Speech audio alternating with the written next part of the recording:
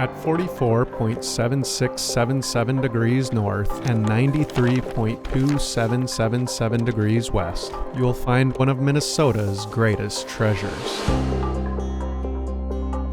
The city of Burnsville, rich in biodiversity, is home to many ponds, providing refuge and resources to various plants and wildlife. The majority of ponds in Burnsville get stormwater runoff. So when we have those big rain events, the storm sewer system helps us move that water off the landscape.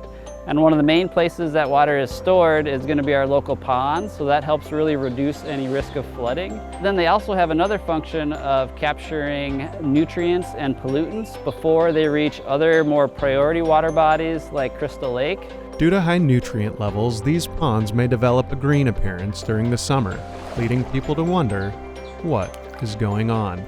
That green look on some of our ponds, it's either duckweed or it's algae. And they can look pretty similar from a distance. Filamentous algae, if you look closely, it really looks like a slimy mat. Sometimes there's air bubbles captured underneath it. But when you pull it apart, there's these hair-like strands that kind of separate from that mat.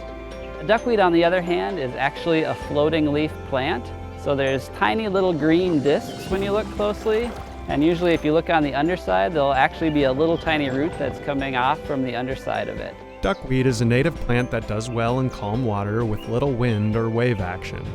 Typically it covers only part of a pond, but in certain situations it can cover large areas. While duckweed coverage lacks the visual appeal of a clear pond, it does have its benefits. Algae can give off bad odors around ponds as it's decomposing. Also, certain types of algae are toxic to pets, and pets may end up drinking the water and end up getting sick.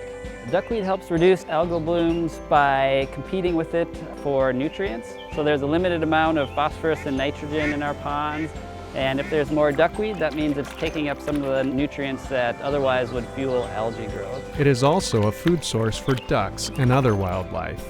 Lastly, duckweed can provide shade to the water, keeping pond temperatures cool as well. Though an overabundance of any plant, including duckweed, is undesirable to natural systems, it is certainly more suitable than algae.